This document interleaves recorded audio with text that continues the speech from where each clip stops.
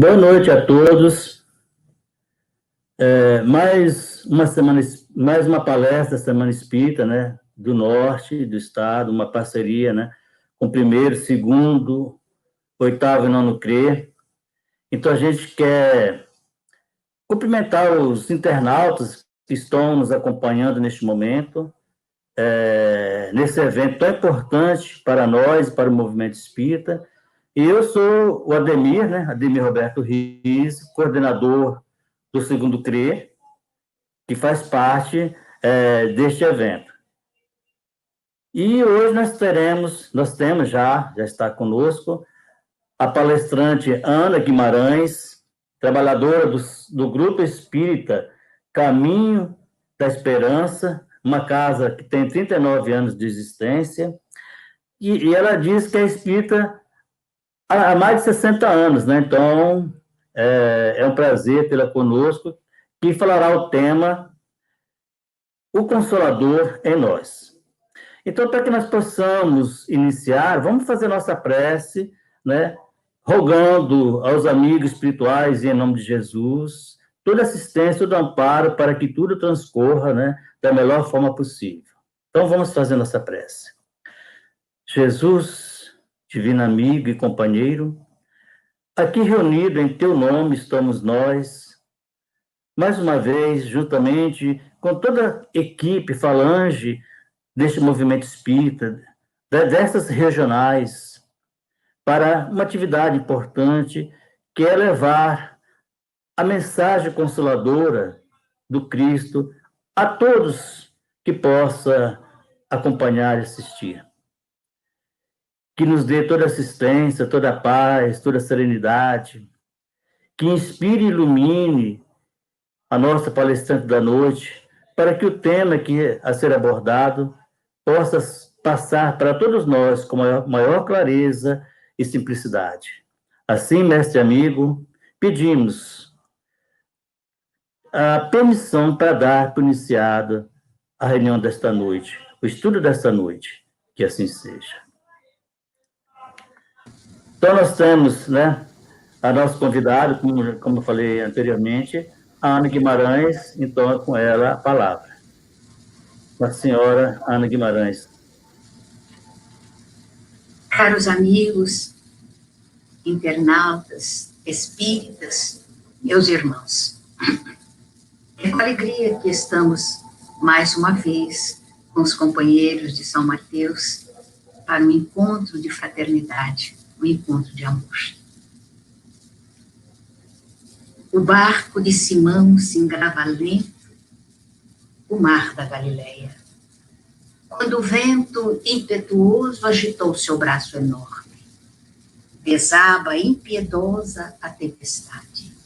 Dos discípulos é grande ansiedade, enquanto o mestre dorme.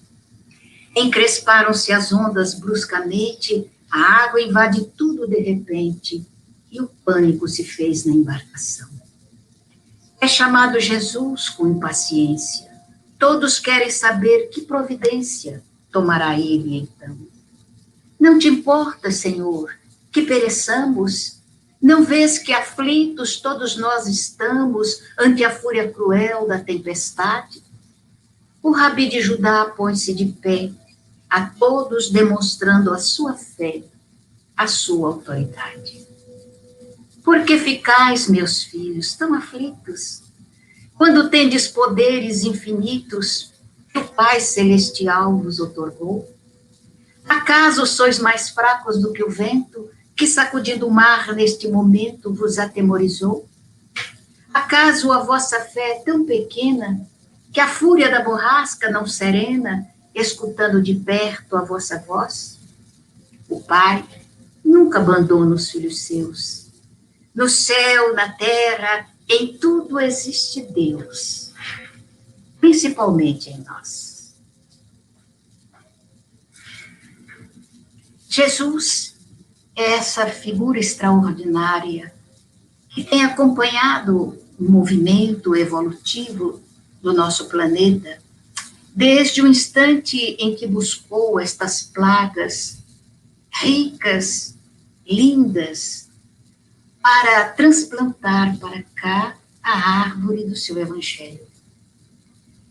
Juntamente com o espírito protetor do nosso planeta, Ismael, ele observou tudo que girava em torno do planeta e em torno daquele pedaço de terra onde ele faria, ou ele permitiria que se levantasse a pátria do Evangelho. Esse coração do mundo. Hoje, muitos companheiros questionam a questão de ser o Brasil a pátria do Evangelho, já que vemos um aluvião de acontecimentos desagradáveis se multiplicando.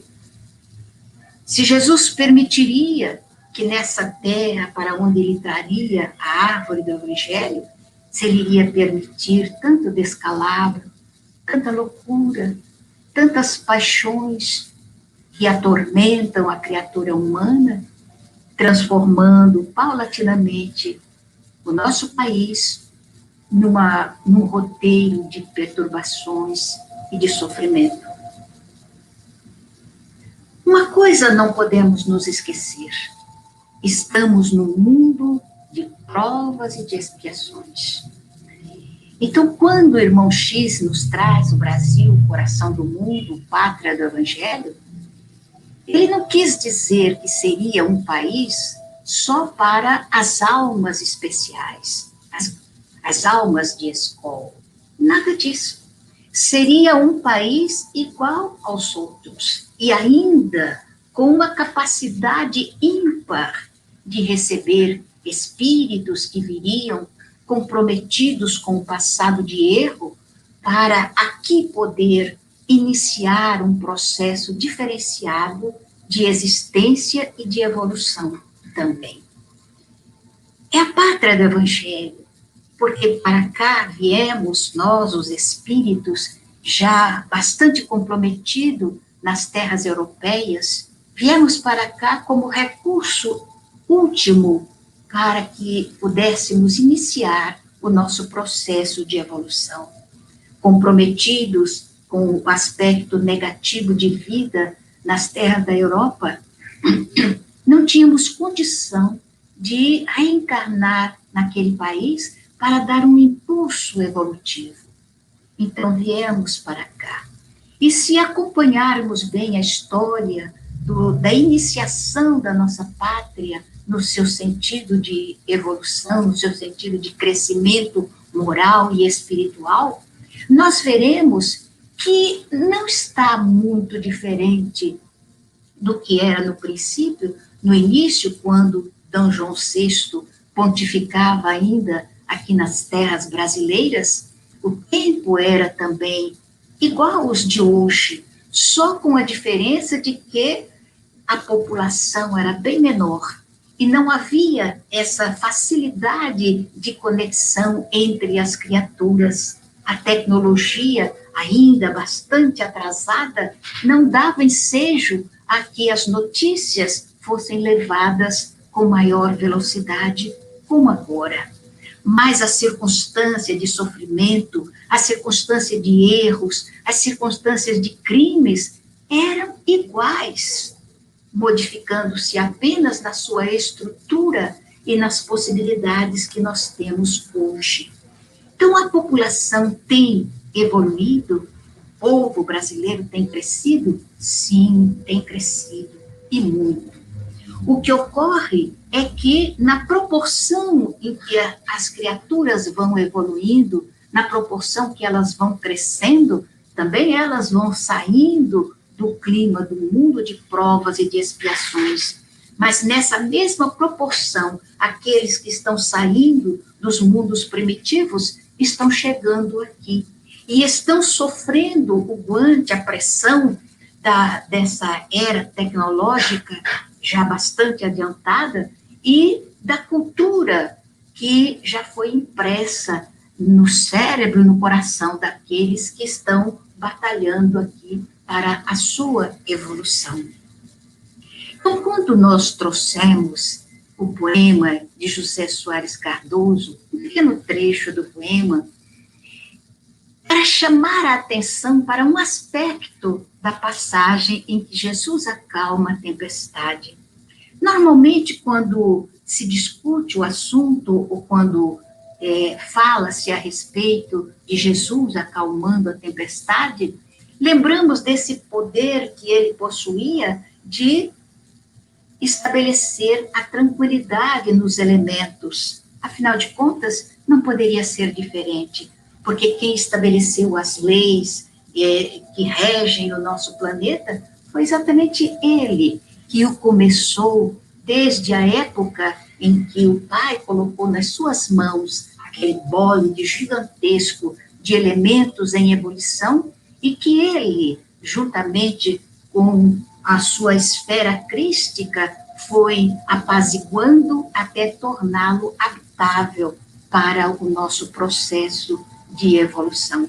Então, ele conhece essas leis e ele sabe como manipulá-las, como movimentá-las. O que nos chama a atenção nessa passagem é uma frase que ele coloca para os seus discípulos, quando os vê atormentados, desesperados, amedrontados, ele diz para eles: por que ficais tão aflitos? Faz uma indagação. E nós, quando ouvimos essa indagação, a gente pensa também, quem não ficaria? Diante das circunstâncias, diante do acontecimento que poderia dar-se, de o barco afundar, e naturalmente diante do turbilhão das águas sopradas pelo vento, naturalmente eles podiam perecer ali naquele naufrágio. Então, quando Jesus pergunta, por que ficais tão aflitos? De primeira monta, a gente pensa, meu Deus do céu, quem não ficaria?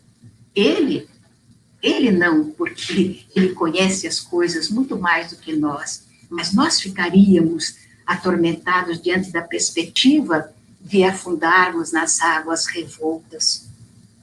Mas o que está logo adiante é o que prende a nossa atenção.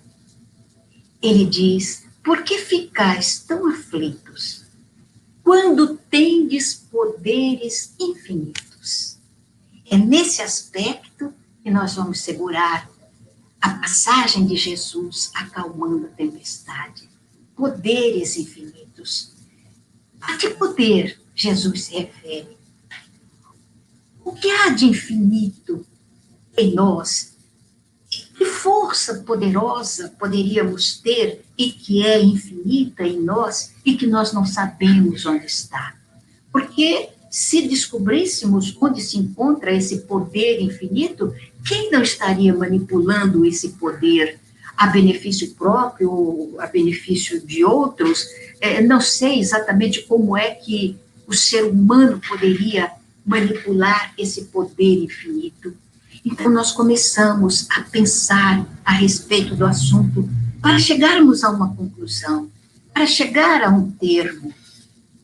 Então, quando descobrimos com o Pai Nosso de que fomos criados pelas mãos de Deus, e a doutrina espírita vem nos colocar exatamente nos portais do entendimento da nossa chegada aqui na Terra, desse processo de encaminhamento e que adentramos à medida que fomos reencarnando nas múltiplas reencarnações, nesse processo de crescimento, de evolução, vamos nos recordar que iniciamos essa jornada simples e ignorantes. Todavia, como está no item 23 do Livro dos Espíritos, iniciamos como inteligência iniciante. Nós éramos um princípio inteligente. E à medida que o tempo foi passando e as reencarnações foram se multiplicando, aquele princípio inteligente foi aprendendo a manipular essa possibilidade, a manipular esse valor.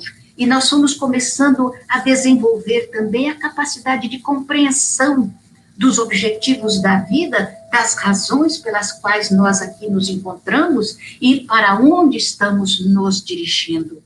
Quando, no item 76, Allan Kardec torna a repetir a indagação, o que são os espíritos, porque na primeira ele pergunta no singular, o que é o espírito? É o princípio inteligente. Já mais adiante, ele pergunta no plural, o que são os espíritos? E, naturalmente, os nossos maiores do mundo espiritual responderam, os seres inteligentes da criação.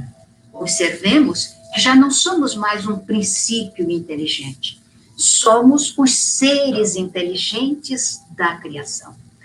Já perfizemos uma jornada, já nos encaminhamos para um processo maior de entendimento. Então, ontem, a nossa capacidade de inteligência, a capacidade mnemônica era muito curta, era muito pequena, e nós tínhamos, então, que entender a vida mais impulsionada pelo instinto, o instinto de preservação da nossa existência, o instinto de preservação da espécie, essa necessidade de nós nos defendermos contra a parte hostil do mundo em que nós estávamos vivendo. Então, era necessário que a força do instinto nos impulsionasse para a frente. Mas, à medida em que a inteligência ia se avantajando, também a racionalidade começava a despertar o homem para uma nova maneira de encarar a existência, uma nova maneira de enxergar a vida e descobrir que, mais que o instinto, a razão podia realmente nos elevar do jeito que desejamos ser espíritos evoluídos, espíritos de escola, espíritos especiais. É o nosso sonho, é o nosso desejo. Estamos querendo crescer. E então descobrimos que não será o instinto que vai impulsionar nesse crescimento. Nós vamos evolver impulsionados pela razão, pelo raciocínio.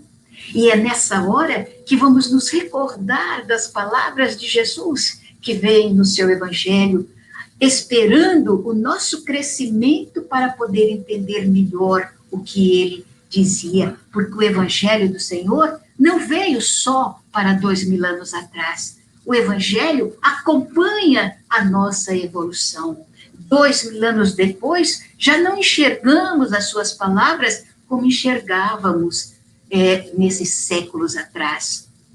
Hoje, já temos uma visão diferenciada. Não há necessidade de que Jesus retorne para dar um outro evangelho à luz da tecnologia moderna, à luz da capacidade que o homem tem de encarar a ciência, de encarar a física, de encarar todos os avanços da cultura diferenciadamente. Somos nós que vamos encarar o evangelho de uma forma diferenciada. Então, Jesus pergunta, por que ficais tão aflitos? E aí nós poderíamos responder agora, sim, realmente, ao invés da aflição, do desespero, recordarmos-nos de que a morte não existe. A morte é uma ilusão entre dois aspectos de uma mesma vida que continua quando abandonamos o corpo físico. Então, possivelmente, o posicionamento daquele que entende a imortalidade no momento de grande perturbação, no momento de observar que estávamos prestes a perder o corpo físico, seria mais de ensimesmamento e de prece, de oração, de tranquilidade, para adentrarmos a verdadeira vida com uma visão lúcida, sem os tormentos do desespero, aquele que não sabe para onde vai, não sabe como será o outro lado da vida, porque os espíritos têm desdobrado diante da nossa visão o que ocorre com a criatura que, abandonando o corpo, adentra o mundo espiritual. Então, tem razão a pergunta de Jesus, por que ficais tão aflitos? porque ainda hoje o homem se aflige diante da enfermidade, diante da perspectiva de perder o corpo físico, ele se atormenta, se aflige e enlouquece, muitas vezes, quando chega no mundo espiritual e percebe que continua vivendo.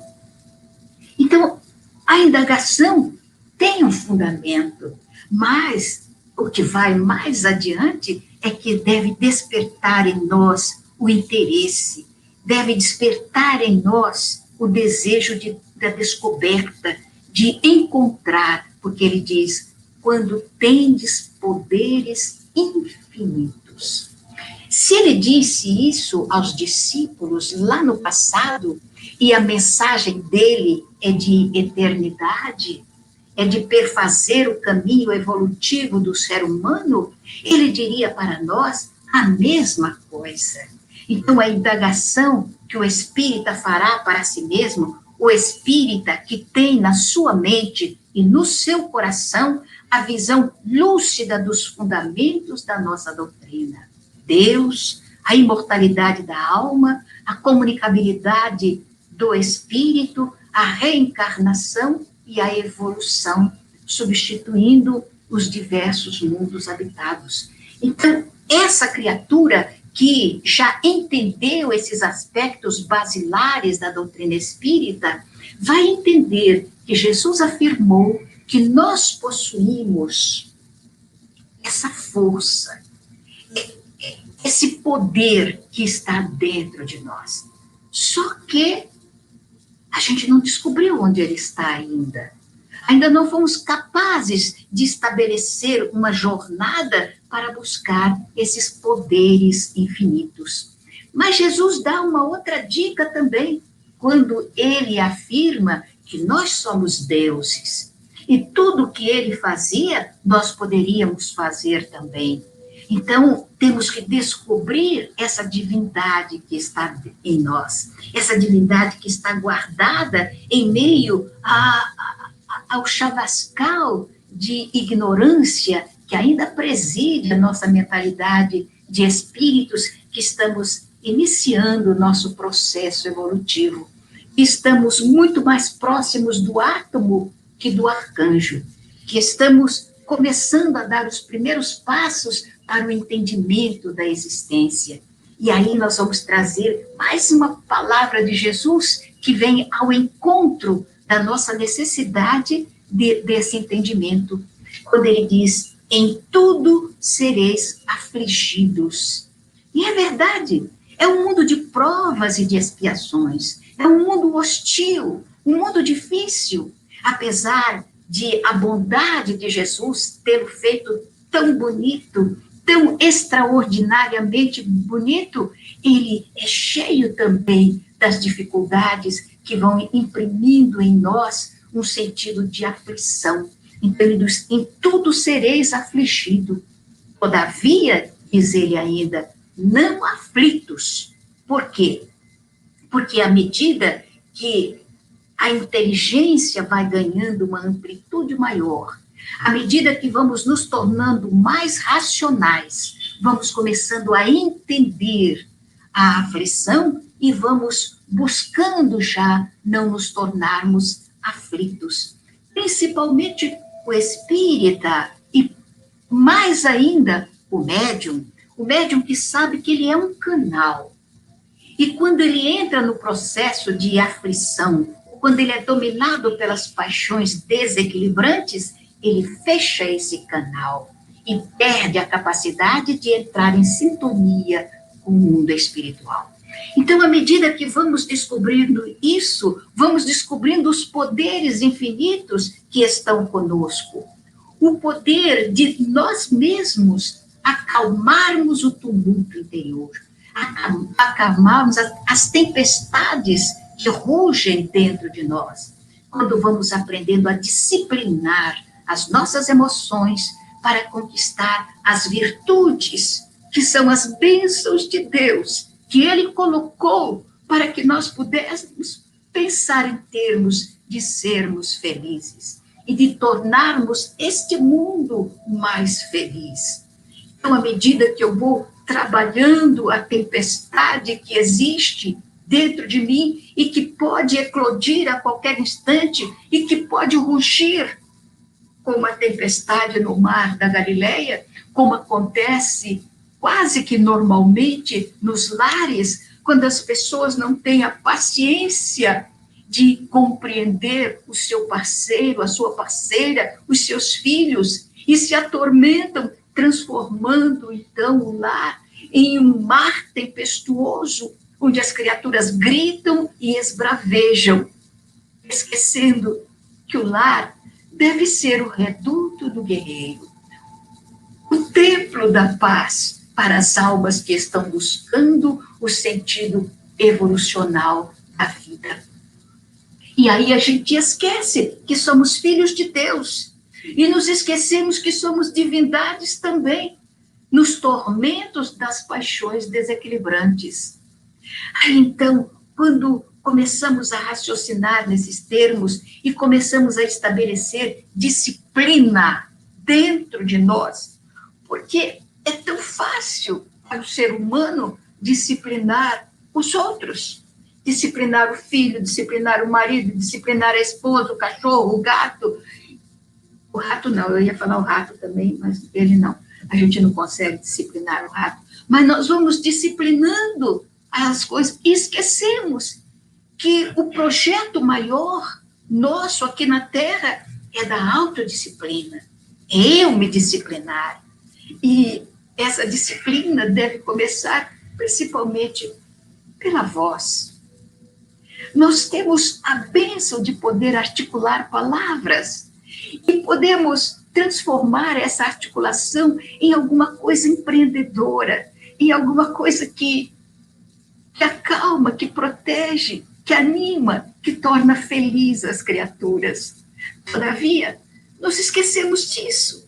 Quando a boca se abre para gritar, para imprecar, para dizer palavras de baixo calão, para utilizar palavrões dentro do lar, que deveria ser um recinto onde nós reciclamos a nossa capacidade de crescer, a nossa capacidade de sermos realmente divinos. Então, quando Jesus disse os poderes infinitos, eu quero descobrir esses poderes infinitos. E o primeiro que eu descubro é essa capacidade de intercambiar com os espíritos amigos. Quando eles nos inspiram no sentido melhor da vida, quando eles falam à nossa mente e a gente consegue escutar, porque na maioria das vezes nós não ouvimos. Eles nos mandam os recados de várias maneiras e a gente vai fechando as portas e não ouvimos. Mas quando começamos a acalmar a tempestade, as vozes falam e a gente ouve. E ficamos deslumbrados com o poder infinito de ouvir as vozes dos céus e também as vozes dos atormentados que chegam para pedir socorro, para pedir ajuda. Quando tendes poderes infinitos. E aí a gente pensa, quando nos aproximamos de alguém que está em sofrimento, que está enfermo, que pede ajuda, e nós estendemos as mãos na transmissão das energias pacíficas através do passe e conseguimos melhorar a criatura. Aí nos recordamos de Jesus, quando tendes poderes infinitos, o poder de acalmar as criaturas, o poder de modificar a estrutura orgânica, transferindo a saúde às células enfermas, poderes infinitos. Quando podemos abrir a boca e falar do Evangelho, e falar de Jesus de tal maneira que toque o coração das criaturas e modifique os sentimentos que ali estão latentes. Quando eles percebem como foi bom, recordando as palavras de Pedro a Jesus, quando ele se transfigura no cimo do Tabor, E Pedro diz a ele: Senhor, bom é estarmos aqui. Quando nós começamos a compreender, ouvindo alguém como Divaldo Franco, ouvindo aquela voz doce e meiga que era a voz de Chico Xavier, ou a voz de Júlio César Grande Ribeiro, que falava com uma ternura de mãe para os nossos corações, quando ouvíamos aquelas vozes e sentíamos a tranquilidade tomar conta da nossa alma, o desdobrar de emoções e de sentimentos que nos elevavam. Então, podemos compreender as palavras de Jesus: quando tendes poderes infinitos. Sim, você tem esse poder infinito. Você pode. Lembre-se de que é filho de Deus. E lembre-se de que o Consolador, impulsionado pelas divinas mãos de Jesus, aquela mesma divina mão que se ergueu e acalmou a tempestade, essa mão se ergue também para movimentar a divindade que existe em você, convidando-nos, através das páginas abençoadas do Evangelho, convidando-nos a descobrirmos esses poderes infinitos que estão dentro de nós. Quanta vez as pessoas pedem, nós pedimos para que alguém ore por nós, ou pedimos que alguém transmita um passe em nossos filhos, ou pedimos que alguém transfira essas energias para nós, porque olvidamos as palavras de Jesus: quando tendes poderes infinitos. Fazer a experiência. Não precisamos pedir ao Chico Xavier que nos dê um passe. Se pedirmos, possivelmente ele virá e dará, porque era o amor em pessoa. Ou pedir ao Divaldo que nos transmita um passe, agora que ele está tão fragilizado pela idade. Ou pedirmos a alguém que nos transmita um passe. Se nós temos os poderes infinitos, por que não utilizá-los? E eu me recordo de uma ocasião que estava numa cidade no interior da Bahia e estávamos hospedadas na casa de uma senhora muito gentil, muito querida, e ela estava tomando conta do netinho, já que a filha tinha ido até Salvador, e conversando, já estava quase na hora de sairmos para a casa espírita. Ela disse: "Oh, dona Ana, estou tão triste, porque eu não vou poder acompanhá-la. O meu neto está com muita febre. Eu já mediquei, já dei o que era possível, a febre diminui, mas de repente sobe novamente, e eu fico com medo de levá-lo, tirá-lo de casa. E então a senhora vai me perdoar, mas eu não vou poder assistir a palestra." E eu fiquei matutando com os meus botões. Nós possuímos poderes infinitos. Nós temos as nossas mãos e temos a nossa fé. E temos aquela divindade que está em nós. Então eu disse a ela: a senhora já experimentou o passe? Ela falou: pois é, eu ia pedir a uma amiga que viesse aqui para transmitir o passe, mas ela está tão assoberbada lá, arrumando o centro. Eu falei: mas a senhora pode. Aliás, nós podemos. Vamos utilizar essa energia com a criança.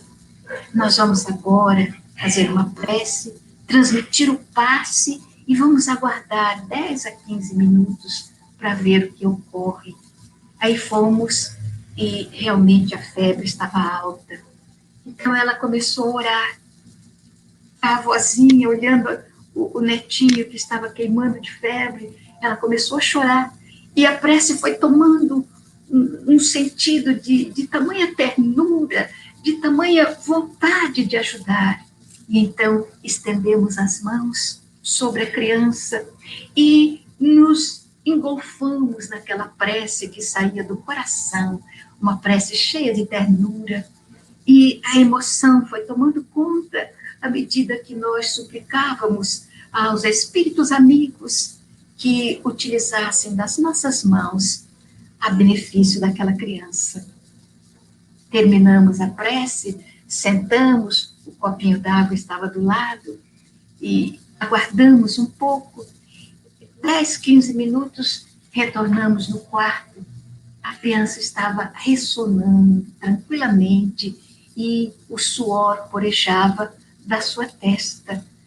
A vozinha encostou a mão no menino e disse: a febre sumiu. Acabou. Eu disse: que bom. E foi um movimento do menino, desperte, faz ele tomar um pouquinho d'água. E o menino nem precisou despertá-lo. Ele se sentou e falou: vovó, estou com sede. E ela deu um copo, ele tomou a água e levantou. Eu falei assim: olha, a gente tem esses poderes infinitos em nossas mãos, mas não sabemos utilizá-los. Aí ela disse assim: mas, dona Ana, às vezes a gente sabe utilizar, mas nem sempre o resultado é o mesmo. Deve haver alguma coisa diferenciada. Eu disse: sim, é a fé. Quando a senhora orou, havia na sua voz uma certeza tão grande. Ela falou: havia sim. Eu tinha certeza que a gente podia ajudar o meu neto. Eu falei: quando estendi as mãos, eu estava envolvida nessa certeza também, nessa fé. Agora, não resta a menor dúvida de que para movimentar as coisas divinas, a gente precisa sentir que existe divindade em nós. E mais do que sentir, a gente precisa fazer com que essa divindade saia da ganga impura das paixões violentas que tomam conta de nós, muitas vezes repentinamente ou cotidianamente. Nós precisamos começar a estabelecer um regime educativo para as nossas emoções. Aprender a disciplinar o nosso olhar, os nossos ouvidos, a boca, quando falamos, quando emitimos a voz, disciplinando essa voz para que ela seja mais doce quando escape dos nossos lábios, atingindo o coração daqueles que nos ouvem com a sinceridade de propósito. Uma ocasião, nós estávamos na nossa casa, Caminho da Esperança, e ouvíamos os espíritos com muita dificuldade. Era como um rádio que tivesse com bastante interferência. Então, as vozes não eram nítidas e a gente não conseguia captar. Mas tinha um menininho que estava sempre por ali e ele era impressionante. Então, ele estava sentado perto de mim e eu estava tentando perceber o que era que os espíritos estavam dizendo. Quando ele me puxou pela mão e disse assim: está dizendo isso, isso e isso. E eu falei: você está ouvindo? E ele disse: eu estou. Como você está ouvindo? Ele falou assim: aqui. E apontou para o alto da cabeça. Enquanto eu tentava apurar os ouvidos, ele ouvia por aqui, nosso centro coronário. E eu fiquei pensando. E aí eu quis saber de um espírito amigo, Dona Benedita Fernandes, por que aquele menino ouvia com tamanha pureza as vozes dos espíritos e a gente não conseguia. Então ela disse assim: é preciso limpar os ouvidos, retirar os entulhos. E eu fiquei pensando, entulho para mim era aquele rescaldo das construções. Falei: meu Deus do céu, o ouvido lotado de entulhos que as vozes ficam escondidas no meio dos ruídos, tirar os entulhos. E eu comecei a pensar que seriam. Perguntei ao espírito amigo e ela disse: essa descoberta é pessoal. Você terá que descobrir os entulhos que tenho nos ouvidos. E eu comecei a pensar. E um dia eu estava com o telefone na mão, ouvindo alguns assuntos que as pessoas estavam me contando, que a pessoa que falava no telefone estava contando. E não era nada que elevasse o padrão vibratório. Pelo contrário, eram coisas que... Aí eu fiquei pensando nos entulhos. Eu falei, meu Deus, quando a gente para ficar ouvindo bobagens, para ficar ouvindo inutilidades, para ficar ouvindo fofocas, ou coisas que não constroem, a gente vai entulhando os ouvidos. E então, quando as vozes dos céus falam, com aquela delicadeza de propósito, com aquela sonoridade especial, os ouvidos estão cheios de entulhos. Nós não somos capazes de ouvir. E então eu resolvi começar a educar os ouvidos. Eu não me importo de dizer, eu não gosto de conversar muito no telefone. A conversa no telefone tem que ser rápida. Quando ela começa a demorar muito, já vai me dando uma angústia, e eu penso logo nos entulhos, então eu vou dando um jeitinho de escapar do telefone rapidinho. E as conversas improdutivas também. As palavras, palavrões que as pessoas hoje falam,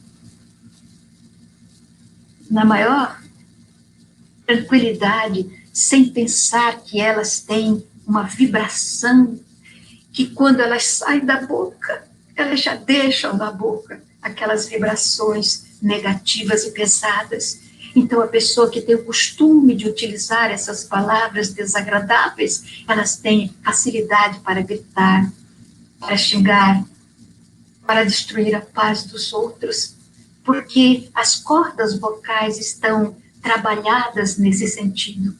Quando nós começamos a mudar o padrão vibratório da voz, então essas palavras vão desaparecendo da nossa mente, do nosso pensamento. E eu me recordo ainda de um outro acontecimento. O meu filho, ele tinha uma incompatibilidade, vou usar essa palavra, com anestesia. Toda vez que ele passava por uma anestesia, ele tinha problemas, e ele teve que fazer uma cirurgia no nariz. Ele havia quebrado o nariz 2 vezes, e foi fazer essa cirurgia. Então, tomou uma anestesia forte, e quando ele despertou bem fora do ar, e bateu o nariz novamente do lado, assim, daquela cama hospitalar. E a irmã teve que submetê-lo, segurá-lo, e a doutora veio enfermeiros, e segurando ele, tentando tranquilizá-lo, até que deram uma injeção calmante para ele se tranquilizar. E ele gritava, ele chamava por mim, ele gritava, mãe, mãe, onde você está? E eu falava com ele falava, mãe, eu te ouço, mas não te vejo, naquela variação do despertar. E depois que passou, que ele se acalmou, que ele acordou e tal, eu conversando com a médica que havia operado, que havia feito a operação, ela disse assim, é impressionante esse rapaz, porque eu estou acostumado com pessoas que acordam gritando, e geralmente o que eles gritam não é muito agradável de se ouvir. Mas esse menino, quando ele começou a gritar, ele gritava, Jesus, meu Jesus, mãe, meu Jesus, minha mãe. Ele não disse uma palavra desagradável.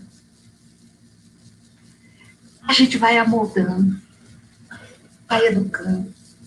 Vale a pena que você comece a pensar nisso.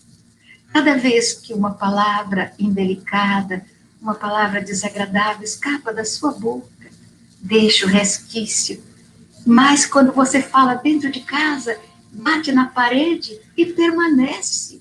Fica ali impresso na parede. Então as crianças sofrem, porque elas respiram esse clima de vibração negativa e ficam enfermas. Elas respiram e vão ingerindo as vibrações das palavras grosseiras, ásperas, indelicadas, e isso vai afetando a delicadeza do seu organismo. Se os pais, os familiares pensassem nisso, começariam logo esse processo de modificação. Então, é nesse sentido que essa doutrina abençoada, que nós chamamos de consoladora, essa doutrina consoladora, porque ela consola. À medida que nós vamos nos educando, que vamos modificando e vamos descobrindo, oh meu Deus, descobrindo esses valores da alma, que são as virtudes que a gente conquista através da disciplina, através do esforço que fazemos para domar as tendências negativas, e vamos descobrindo esses poderes infinitos que estão nos lábios, nos olhos, nas mãos que se estendem, na voz que sai. E a gente lembra que Jesus também afirmou: se os teus olhos forem bons. O que seriam os olhos bons? Seria olhos que não têm miopia, que não têm catarata, que não têm nenhuma doença? Não. Os olhos bons da alma. É esse olhar que sai do espírito que aprendeu a disciplinar, que olha em torno de si e nos acontecimentos mais desagradáveis consegue entender o posicionamento daqueles que estão colocados em situações complicadas, situações difíceis. Os olhos bons enxergam sempre com bondade. E os olhos bons que enxergam com bondade sabem desculpar. E a desculpa é também uma virtude. Sabe compreender, a compreensão é uma virtude. Sabe pacientemente tolerar. E a paciência e a tolerância são virtudes também. São virtudes que o homem vai conquistando paulatinamente, à medida que o evangelho vai crescendo diante dos seus olhos e ele começa a maturar as palavras de Jesus. Não apenas memorizar as palavras, não apenas guardar no cérebro para depois emitir através dos lábios, sem as vibrações da alma. Mas quando começamos a maturar as palavras dele e compreender que quando Jesus falava à multidão, na realidade, ele falava para cada criatura em particular. E isso é tão verdade que quando vemos na multiplicação, na passagem da multiplicação dos pães, o evangelista diz que lá havia uma média de 5.000 pessoas. E se nós pensarmos que naquela época contava-se apenas os homens, não se contavam as mulheres e as crianças, imaginem quantas criaturas havia naquele local. E, todavia, a voz dele, que era emitida geralmente da embarcação de Simão, que estava encostada na areia da praia, a voz dele saía dali e alcançava todas aquelas criaturas, todos aqueles ouvidos, sem o concurso que hoje nós possuímos da tecnologia que é capaz de ampliar a voz. Então, nós sentimos que ele falava para cada criatura em particular. É como se ele chegasse aos ouvidos de cada uma daquelas pessoas que ali se encontravam e falasse com elas. Então, imaginem que hoje não é diferente. Então, a palavra que você lê no Evangelho, a palavra que você ouve com referência a Jesus, ela é dita só para você, ela é dita no seu ouvido. Então, quando alguém lhe perguntar o que foi que Jesus disse para você, você não vai responder como algumas pessoas respondem, ou muitas. Ah, ele diz tanta coisa, ele diz tanta coisa que você não sabe o que foi. Aí você vai responder o que foi exatamente que Jesus falou no seu ouvido. E se você recordar dessa conversa nossa aqui, você vai dizer, ele disse, Eu tenho poderes infinitos. E aí alguém vai argumentar, e onde estão os seus poderes? E você vai responder, guardados aqui, na divindade que eu tenho dentro de mim, mas que eu cobri com tantos erros que eu cometi ao longo das múltiplas reencarnações. Mas agora eu estou me transformando na fênix da lenda, a fênix que, em dada circunstância, pegava fogo e se transformava em cinza. E, de repente, daquelas cinzas que ali estavam, ela começava a renascer. Eu sou a fênix da lenda, e em meio toda a cinza dos muitos erros cometidos e daqueles que ainda cometi ainda ontem e que eu vou deixar de cometer a partir de agora, eu sou a fênix que está renascendo e que vou trazer nas minhas mãos esses poderes infinitos que eu herdei do meu pai.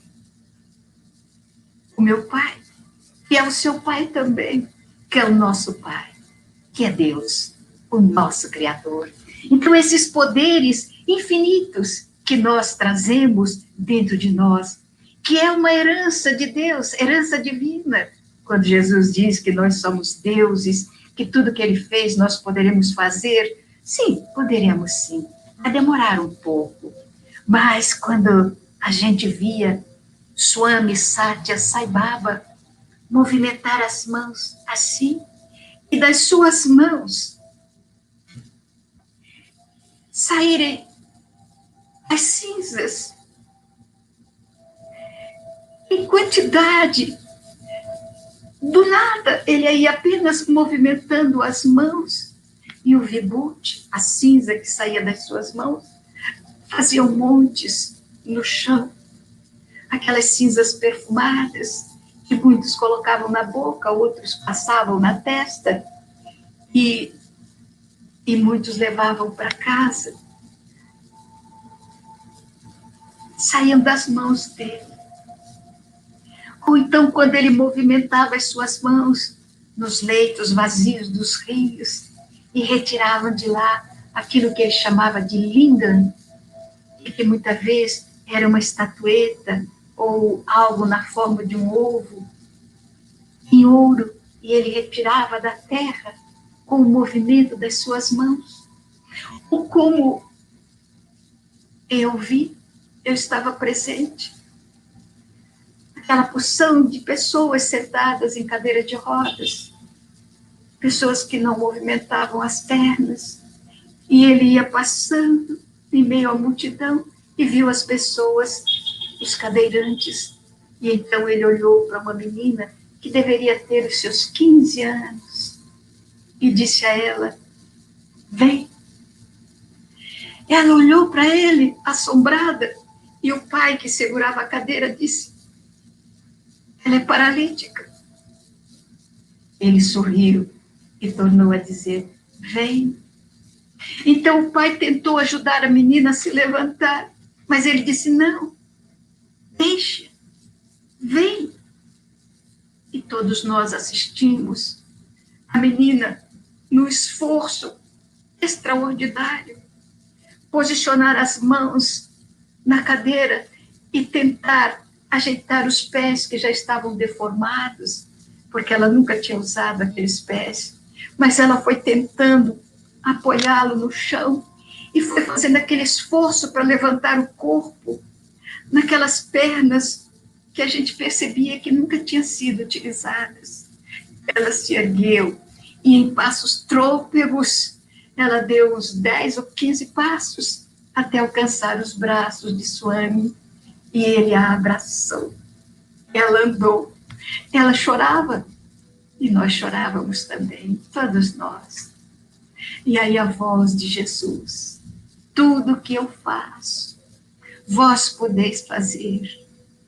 E ele diz ao paralítico que estava diante dele, levanta-te e anda. E Sai Baba diz com uma doçura, a menina, vem. E ela se levantou e andou. Tudo que eu faço, vós podeis fazer. Este é o Consolador, porque Ele não vai nos dar de presente nenhuma força extraordinária, Ele não vai dar de presente os poderes infinitos. Ele apenas disse que esses poderes existem e estão aqui. O que nós precisamos é fazer essa jornada de volta ao nosso mundo interior, como nos convida a resposta 919 do Livro dos Espíritos, quando nos diz: conhece-te a ti mesmo, descubra esses poderes infinitos que estão aí, descubra os valores divinos que estão guardados dentro de você, desde o instante em que saiu das mãos poderosas do nosso Pai, deixando conosco a divindade que vem dessa herança que nós guardamos conosco, essa herança que está aqui, em nossa alma, a alma divina.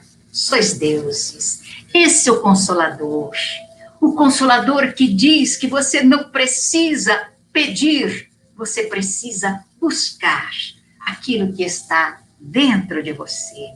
E o caminho, o roteiro, os Espíritos têm trazido em grande quantidade, quando nos convidam à paciência, à resignação, à renúncia, quando nos convidam à bondade, à caridade, à humildade, quando nos convidam a descobrir os valores das virtudes que estão enclausurados em meio à ganga impura das nossas paixões e dos muitos erros cometidos. Eia, agora, diz Alta de Souza, enquanto é hoje, é o nosso sublime momento de crescer. Comecemos agora. Trago versos dentro da alma, como o sol traz luz em si. Eu vivo a vida cantando porque poeta nasci. Ouço cachoeiras rolando das alturas dos meus sonhos, em dias claros, risonhos de luminosa beleza. Nesse plano eteriçado, quando eu penso estar pensando, estou com a alma escutando a prece da natureza. Há no meu peito cascatas, vibrando ternas sonata no teclado das estrelas. E embora grandes distância, seja noite ou seja dia, com as lunetas da poesia, eu sempre consigo vê-las. Há no meu peito um garimpo de cristais e diamantes, e eu mesmo sou garimpeiro que só procura brilhante que tenha cor de alvorada. Pedra com jaça ou defeito, no garimpo do meu peito, não quero seja encontrada.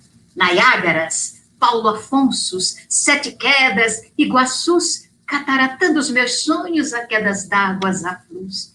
Fontes líricas serenas, bandos de lindas falenas, dando 1000 cores ao dia, jardim suspenso nos ares, e outras notas singulares, faz-me conhecer a poesia. Por tanta luz que vislumbro, pela ventura que tenho, por tantas vozes que escuto, sei que tais bênçãos mereça, eu não sei como agradeça a glória que Deus me deu. Sim, meu Pai, me sinto mudo, porque vós me deste tudo, o dom de viver na terra, com os olhos fitos nos céus.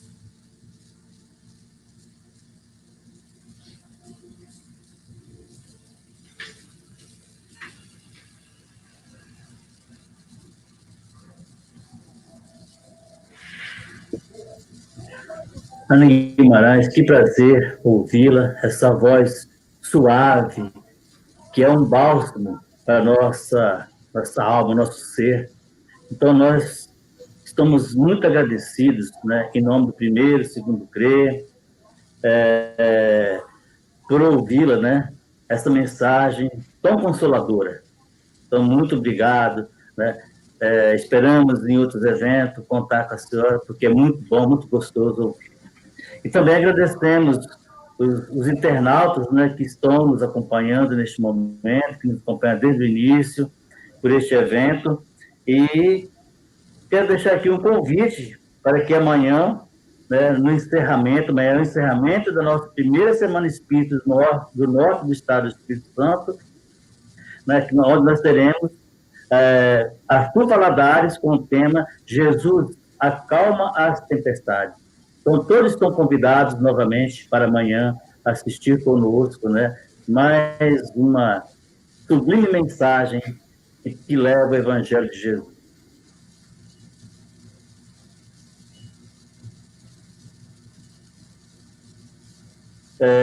Então, nós vamos pedir, nossa companheira Anete, mais uma vez, um favor, né, para que nos conduza em prece de agradecimento por essa oportunidade, né, de estarmos aqui compartilhando, estudando o Evangelho, né, com o tema O Consolador em Nós.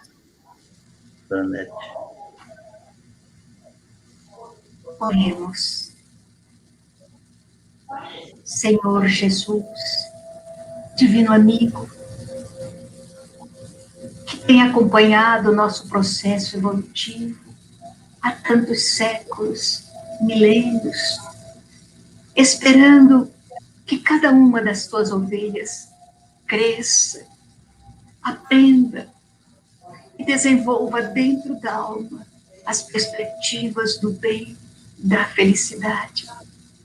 Disseste um dia que a felicidade não é deste mundo. Realmente, este mundo de provas e de expiações, onde, ao invés de construirmos o bem, tanta vez implantamos o ódio, a desolação, o sofrimento. Não é para este mundo. Mas agora, Senhor, começou a eclodir em nossas almas o desejo de ser diferentes, o desejo de crescer. Nós desejamos, Senhor, a felicidade, essa felicidade dentro de nós, e que ela possa sair de nós e alcançar aqueles que estão em torno da nossa vida. E então, Mestre amado, se voltares um dia até aqui, ajuda-nos para podermos construir esse mundo de consolação, esse mundo de paz, de felicidade, para que o Senhor possa dizer a todos nós, para que caminhemos ao teu encontro, filhos felizes de uma terra feliz. Dá-nos a tua paz, Senhor, e que essa paz se estenda pelos lares, pelos hospitais, por onde quer, Senhor, passe o gênio da dor e do sofrimento, que a tua paz possa imperar. Fica conosco, Senhor, hoje e sempre. Assim seja.